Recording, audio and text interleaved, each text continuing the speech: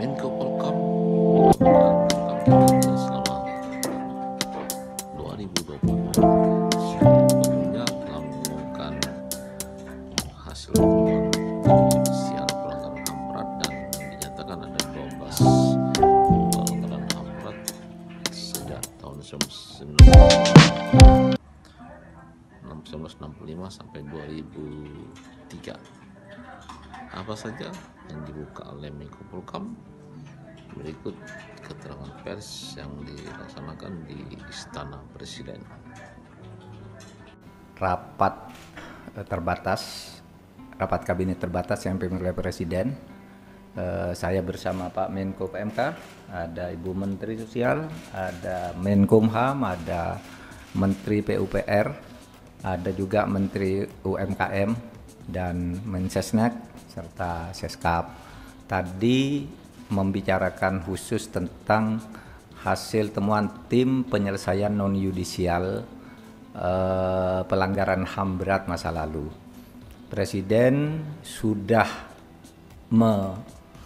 melaksanakan satu rekomendasi utama, yaitu menyatakan pengakuan bahwa memang terjadi pelanggaran HAM berat di masa lalu, dan Presiden atas nama Kepala Negara sudah menyatakan menyesal bahwa itu sudah terjadi di masa lalu, dan Presiden berjanji untuk berusaha sedapat mungkin agar hal-hal seperti itu tidak terjadi lagi di masa depan. Nah, saudara, selanjutnya langkah-langkah rekomendasi lainnya yang berjumlah kira-kira 12 jenis tindakan yang akan dilakukan oleh Presiden.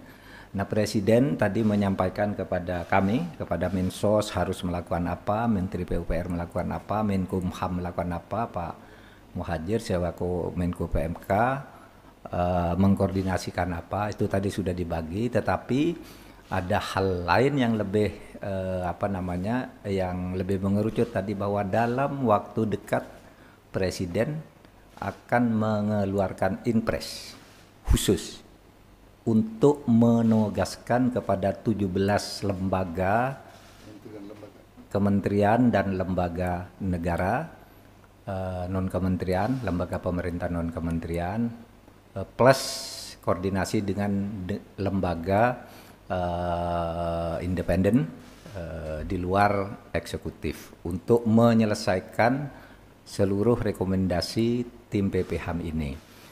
Di antara yang secara seremonial untuk ditunjukkan kepada publik bahwa kami bersungguh-sungguh, mungkin dalam waktu dekat Presiden akan berkunjung ke beberapa daerah, misalnya ke Aceh, kemudian apa lagi tadi, Talangsari, dan di luar negeri kami akan mengumpulkan korban-korban pelanggaran HAM berat di masa lalu, karena mereka banyak sekali, terutama di Eropa Timur, untuk memberi jaminan kepada mereka bahwa mereka adalah warga negara Indonesia dan mempunyai hak-hak yang sama.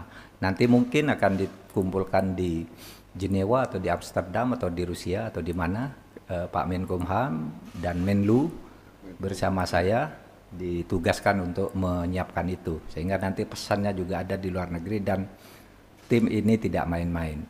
Khusus penyelesaian yudisial itu Presiden akan tetap memberi perhatian penuh dan meminta Kejaksaan Agung berkoordinasi dengan Komnas HAM, karena penyelesaian yudisial itu adalah jalur sendiri, sedangkan yang ini penyelesaian non yudisial yang sifatnya lebih kemanusiaan, yang tim PPHAM ini memperhatikan korban, sedangkan yang yudisial itu mencari pelakunya.